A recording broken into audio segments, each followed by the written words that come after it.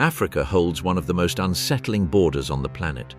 It isn't marked by concrete walls, barbed wire, or watchtowers. It shifts with the wind, changes with the rains, advances with the heat, and disappears from maps until it reappears in real life. It's the border between the Sahara and the Sahel, an immense line where sand, drought, and poverty have been pushing millions of people toward an increasingly uncertain future for decades. For a long time, the picture seemed simple. To the north, the largest and hottest desert on Earth. To the south, a strip of savanna, villages, herders, crops, and dirt roads. But that separation was always fragile. The Sahara was never a static wall. Its edges shift with the cycles of rainfall, with land use, with the loss of vegetation, and with global warming. There, where a bad season can destroy entire harvests, the difference between a fertile field and a dusty plain can depend on a few centimeters of living soil. The mystery that began to unsettle scientists, governments, and communities was as visible as it was difficult to stop. Lands that once produced millet, sorghum, or pasture for cattle began to harden. Wells grew deeper. Trees disappeared, becoming firewood. The ever-increasing herds ate the last remaining shoots. The winds lifted the fertile layer, and the landscape was exposed like an open wound. In some places, the sand covered paths, buried orchards, and forced entire families to abandon villages where their ancestors had lived for generations. Faced with this silent advance, one of the most ambitious environmental ideas in modern history was born. The UN, the African Union, and the Sahel countries launched a project that sounded almost impossible: to build a green wall thousands of kilometers long, a living barrier that would cross Africa from Senegal near the Atlantic Ocean to Djibouti on the Red Sea. This lifeline of some 8,000 kilometers was designed to halt soil degradation, restore ecosystems, capture carbon, generate rural employment, and offer a concrete reason for people to remain in their territories. The chosen name was as powerful as it was symbolic: the Great Green Wall. At first, the public imagined it as an endless row of trees, a kind of artificial forest planted against the Sahara. The image was appealing, a green border growing in front of the desert, as if Africa could stop the sand with roots, trunks, and leaves. But the terrain soon showed that reality was far more complex. The Sahel could not be saved with a simple line of trees. Its recovery required something deeper: rebuilding the soil, restoring water, reviving agricultural practices, protecting young plants, creating local economies, and understanding that nature works as a network, not a wall. The Great Green Wall began to officially take shape in 2007, when the African Union adopted it as a continental response to the advance of desertification. The UN, through agencies such as the United Nations Convention to Combat Desertification, the United Nations Environment Programme, UNDP, and FAO, helped to transform the vision into an international framework. The ultimate goal became enormous: to restore 100 million hectares of degraded land, capture 250 million tons of carbon, and create 10 million green jobs by 2030. Behind these numbers lay a human emergency. The Sahel is one of the world's most vulnerable regions to climate change. Rainfall is erratic. Droughts hit hard. Armed conflicts hamper fieldwork. Poverty limits the capacity to adapt. When the land ceases to produce, families lose food, income, and security. Environmental degradation then becomes a social force. It can drive migration, intensify tensions between farmers and herders, reduce opportunities for young people, and weaken entire communities. The Sahara also possesses a climatic history that seems like something out of an ancient enigma. Thousands of years ago, large areas that are now desert had lakes, rivers, grasslands, and abundant wildlife. Rock paintings depict giraffes, antelopes, hippos, and scenes of human life in places where rock and sand now dominate. The so-called Green Sahara existed during humid phases of the past, when orbital variations altered the circulation of the African monsoons. Then the climate changed, the rains shifted, and the desert reclaimed its dominance. This geological record demonstrates that the Sahara has always been dynamic. But the current problem unfolds at a different pace. Human pressure and global warming are accelerating processes that previously progressed slowly. In the Sahel, degradation often begins with something invisible, the loss of soil structure. Fertile soil appears simple from the surface, but it functions like an organism. It contains roots, fungi, bacteria, organic matter, small animals, air pores, and microscopic channels through which water circulates. When vegetation disappears, the sun beats down directly on the earth. The surface hardens. Heavy rains, instead of seeping in, run off the surface like a slab of concrete. The little water available washes away nutrients, forms gullies, and ends up far from the roots. Then the wind comes and carries away the finest particles, precisely those that sustain fertility. That's why planting trees in a degraded region seems like an obvious solution, but it becomes an extreme test. A young seedling needs shade, moisture, and protection. In the Sahel, it might encounter scorching temperatures, compacted soil, brief rainfall, and hungry animals. In the early stages of the Great Green Wall, much effort was focused on planting millions of trees in open areas. The result was uneven. In some areas, the plants died before establishing deep roots. In others, they were devoured by goats and cattle. In still others, maintenance was lacking after the initial planting ceremony. Nature taught a powerful lesson. True restoration begins after planting, not on planting day. That was one of the project's major transformations.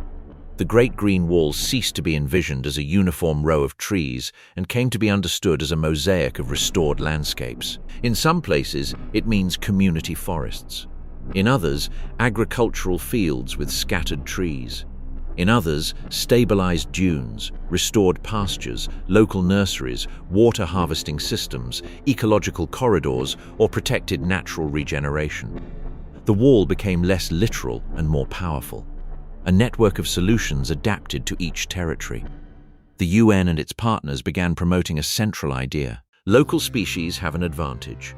Acacias, balanites, ziziphus, baobabs, and other native plants survive where exotic species fail. Their roots explore the subsoil. Their leaves reduce water loss. Their canopies provide shade. Some fix nitrogen. Others produce fruit, fodder, controlled firewood, gum arabic, or traditional medicines. In a region where every resource matters, a useful tree becomes living infrastructure. It protects the soil, feeds animals, improves crops, sustains income, and cools the microclimate. The acacia occupies a special place in this story. Some species produce gum arabic, a resin highly valued by the food, pharmaceutical, and cosmetic industries. This product allows living trees to generate income. The economic logic then changes profoundly. A community that benefits from a forest has reason to care for it. Branches cease to be just immediate firewood and become part of a productive asset. Conservation becomes a practical decision, not a distant slogan. Another key element comes from traditional agricultural techniques that seem to have been forgotten. In Burkina Faso, Niger, and other parts of the Sahel, local farmers have revived water harvesting methods such as zai pits and half-moons. Their operation combines ancestral simplicity with precise physics. Instead of ploughing the entire surface, small pits or depressions are dug in the hardened soil. Organic matter, seeds, or seedlings are placed in these pits. When it rains, the water is trapped in these spots, slowly infiltrates the soil, and concentrates moisture and nutrients around the roots. The half-moons serve a similar function. They are semicircular in shape and oriented to capture runoff. In degraded terrain, a heavy rain can be lost in minutes. With these structures, the water slows down, accumulates, and penetrates the soil. The soil begins to soften. Organic matter attracts insects and microorganisms. Seeds find refuge. Where there was once a dry crust, a small island of life begins to appear. Thousands of these islands together can transform an entire landscape. Natural regeneration managed by farmers became another crucial tool. In many soils of the Sahel, the roots of felled trees remain alive underground. Dormant seeds also remain, waiting for favorable conditions. When land is protected from overgrazing and the strongest shoots are selected, trees can regrow without the need for planting from scratch. This method harnesses the biological memory of the landscape. It is inexpensive, fast, and deeply local. Instead of bringing life in from outside, it allows buried life to re-emerge. The case of Niger became a global benchmark. For decades, farmers in various regions protected natural shoots within their fields, pruned branches, allowed useful trees to grow, and combined crops with tree cover. The result was a visible greening of millions of hectares. Fields with trees retain moisture better, withstand wind, produce more biomass, and provide fodder during critical seasons. Shade reduces heat stress on the soil. Fallen leaves enhance fertility. Roots create pathways for water. An agricultural landscape that seemed exhausted begins to breathe again. Herein lies one of the most fascinating phenomena of the Great Green Wall. Water can return without the construction of gigantic dams. In degraded areas, rainfall exists, but it is wasted. It falls heavily on sealed soils, runs across the surface, and disappears. When trees return, their roots pierce the soil like a network of living tunnels. Organic matter acts like a sponge. Shade reduces evaporation. Droplets infiltrate.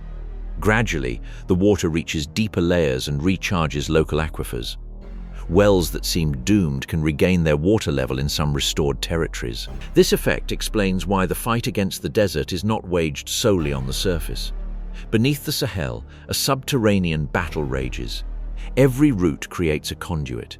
Every termite opens galleries. Every piece of plant debris feeds microorganisms that aggregate soil particles. Every area protected from overgrazing increases the land's capacity to absorb rainwater. The true wall begins to form beneath our feet, long before it is visible from the air. Satellites have become witnesses to this transformation. From space, scientists observe changes in vegetation, soil moisture, surface temperature, and landscape productivity. Technology allows them to identify degraded areas, measure progress, detect failures, and compare results between countries. Satellite imagery offers something previously lacking, a way to view restoration on a continental scale. The Great Green Wall no longer relies solely on scattered reports. It can be monitored from orbit with increasingly precise data. However, the images also reveal an uncomfortable reality. Progress is uneven. Senegal boasts successful restoration and planting programs using adapted species. Ethiopia has developed massive watershed restoration and management campaigns. Niger stands out for its natural regeneration. Burkina Faso preserves powerful examples of zai and crescent planting techniques. But other areas face conflict, lack of funding, weak institutions, and increasingly harsh climatic conditions. The Great Green Wall is advancing, although its pace still falls short of its original goals. Funding is one of the biggest obstacles. Restoring 100 million hectares requires much more than buying seedlings. It requires training technicians, paying for nurseries, building roads, maintaining water systems, protecting areas, registering land, supporting cooperatives, monitoring results, and sustaining projects for years. Restoration has a silent and costly phase: care. During the first 3 years, a young plant goes through its most vulnerable period. If it survives this stage, its chances of survival increase. If maintenance fails, the entire effort is lost. Security also impacts the project. The Central Sahel is experiencing severe crises, with armed groups present, internal displacement, and political tensions. In these contexts, a restoration campaign can be paralyzed by blocked roads, attacks, staff shortages, or the inability to access communities. The rainy season is brief. If teams miss this window, millions of seedlings could be lost. The desert advances with geological patience, but restoration depends on very precise timelines. Even so, the Great Green Wall retains a unique strategic strength. It is an environmental response that also functions as a development policy. Where a project restores land, it can increase agricultural production. Where it improves production, it can reduce migration pressure. Where it creates jobs, it can offer alternatives for young people. Where it strengthens communities, it can decrease conflicts over resources. Vegetation, in this case, acts as infrastructure for peace. One reclaimed hectare can be a source of food, shade, income, and stability. The UN plays a coordinating, financing, monitoring, and technical support role. Its work involves connecting governments, African agencies, development banks, international donors, local organizations, and scientists. The UN Convention to Combat Desertification helps to set goals and monitor progress. The FAO promotes the restoration of drylands and agroforestry systems. The UN Environment Programme communicates the ecological and climate value of the project. The UNDP promotes community-based solutions and local development.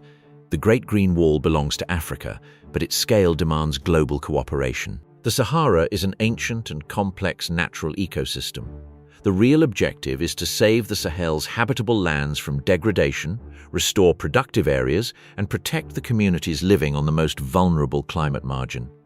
The main threat is not the desert landscape itself, but desertification, the process by which fertile soils lose life, water, and the capacity to sustain communities. Combating desertification means restoring ecological functions to damaged territories.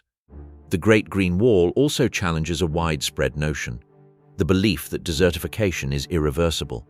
For a long time, degraded drylands were treated as lost causes. But the restoration cases in the Sahel show that recovery is possible when local knowledge, modern science, and political continuity are combined. Hardened soil can absorb water again. Depleted fields can produce anew. A dormant seed can find conditions to germinate. A felled tree can sprout anew from ancient roots. Nature holds hidden reserves of resilience. The mystery of Africa's greening has a material explanation, even if it retains a sense of wonder. It doesn't arise from a sudden miracle, but from millions of small actions. A farmer protecting a seedling. A community restricting livestock in a critical area. A woman earning a living from gum arabic and defending the trees that produce it. A technician selecting a local species. A satellite detecting a strip of vegetation. A nursery delivering plants just before the rain. A zai hole capturing water during a brief storm. The sum of these actions forms a wall more sophisticated than any physical wall. The climate dimension makes the project even more important.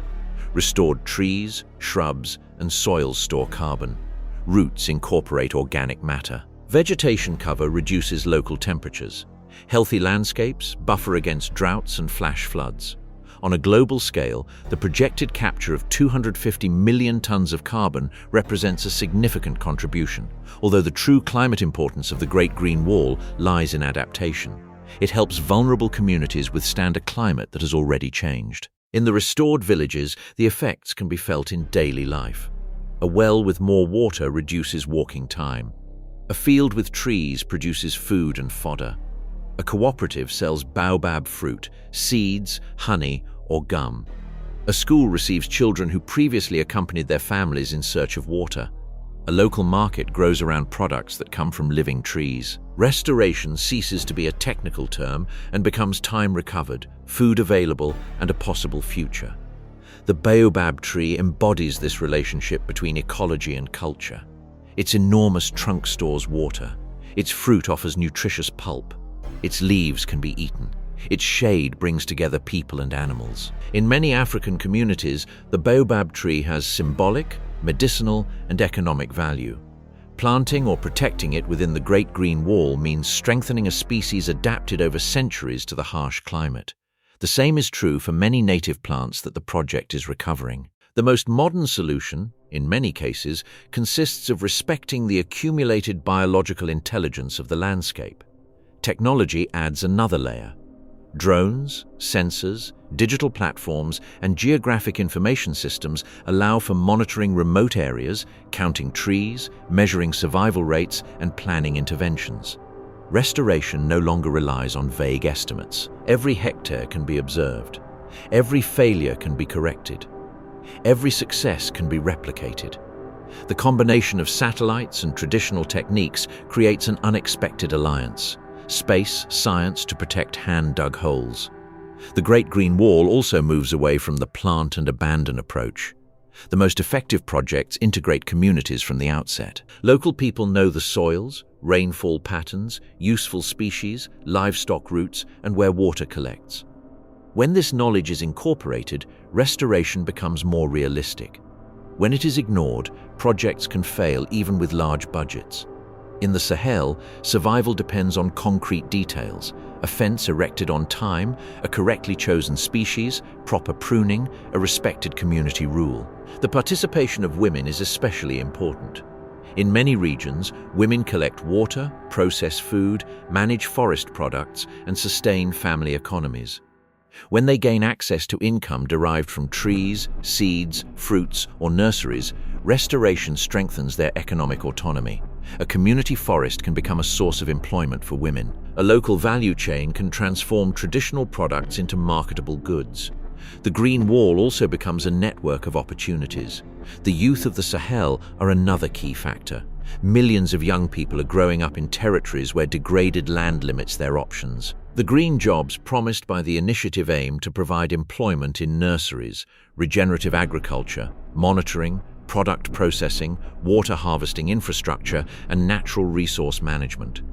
If a rural economy becomes viable, the restored landscape can compete against abandonment, forced migration, and extreme informality. But the scale of the challenge maintains a constant tension. The 2030 targets are enormous. The accumulated progress shows real achievements, but also significant setbacks. The Great Green Wall needs consistent funding, coordination between countries, territorial security, and credible measurement systems. Without these elements, the project risks becoming a collection of isolated successes. With them, it can solidify its position as the most emblematic land restoration of the 21st century. The true value of the initiative may lie in its paradigm shift. For decades, development has been associated with roads, dams, mines, cities, and machines. The Great Green Wall proposes a different kind of infrastructure: living soils, deep roots, infiltrated water, useful trees, organized communities, and resilient landscapes. This infrastructure grows slowly, requires care, and doesn't always impress in an initial photograph. But when it matures, it sustains life for generations. In some places, the wall looks like a visible green strip. In others, it resembles an agricultural field with scattered trees. In others, a series of crescent-shaped plots dug into dry earth. In others, a women's cooperative processing baobab fruit. In others, a satellite map showing patches of vegetation where brown once predominated. The real wall takes many forms. Its unity lies not in geometry, but in purpose: to restore ecological function to degraded lands. The story of the Great Green Wall shows that the desert is fought by understanding water. Every drop that falls on the Sahel decides between two fates. It can run over a dead crust and disappear, or it can seep into living soil and nourish roots. The entire strategy revolves around tipping that decision toward life. Trees help, ditches help, crescents help, zai help. Protected grazing land helps. Organic matter helps. Community organization helps. Technology helps. No single element can save the Sahel. The combination of all of them creates the possibility. The project also reveals an uncomfortable truth about the climate crisis. Regions that have historically contributed the least to global warming often face the most severe impacts. The Sahel is among them. That is why international cooperation has an ethical dimension. Funding restoration, supporting adaptation, and strengthening rural livelihoods means acknowledging a shared responsibility. The Great Green Wall is not environmental charity. It is an investment in climate stability, food security, and global ecological balance. The UN is promoting this vision within a broader framework. The UN Decade on Ecosystem Restoration, the Sustainable Development Goals, and international agreements to combat desertification. Africa contributes land, political leadership, communities, and local knowledge. International partners contribute funding, technology, and institutional support. The expected outcome is a partnership capable of sustaining itself beyond short-term campaigns. On the ground, the difference is measured in small signs: a protected seedling, a plot of land that returns to production, a well that takes longer to dry up, a flock that finds pasture without destroying new crops, a farmer who prunes trees instead of uprooting them, a village that sells forest products, a child who walks less to fetch water. There, the wall ceases to be a continental metaphor and becomes an everyday experience. The Sahara will remain immense, Its dunes, mountains, stony plains, and extreme skies are part of Africa's natural geography. The mission of the Great Green Wall is to prevent degradation from transforming the Sahel into an increasingly hostile expanse. The difference is fundamental. The initiative does not aim to erase the desert. It aims to rebuild the capacity of drylands to sustain human, plant, and animal life. The final image of this story is not a perfect wall seen from space. It is a mosaic, a continent that responds to drought with roots, communities that respond to poverty with productive restoration, scientists who respond to uncertainty with data, farmers responding to hardened soil with holes designed to capture rainwater, women turning resin and fruit into income, young people finding work in restored landscapes, governments and international organizations attempting to coordinate a project too large for any one country. The Great Green Wall still faces enormous obstacles. Time is of the essence. Funding must be consistent. Security must be guaranteed so work can proceed. The trees must survive beyond planting. Data must show real progress. But the principle has already been proven in many parts of the Sahel. When the soil receives water again, life returns with unexpected force. On the edge of the Sahara, the most important battle is being fought in silence. It doesn't have the sound of a giant machine or the shape of a futuristic city. It sounds like a hoe digging into hard earth, like rain held back in a muddy crescent, like new leaves on a protected bud, like water hitting the bottom of a well thought to be lost. There, on that shifting frontier between dust and vegetation, Africa is building one of the boldest responses of the century, a wall that doesn't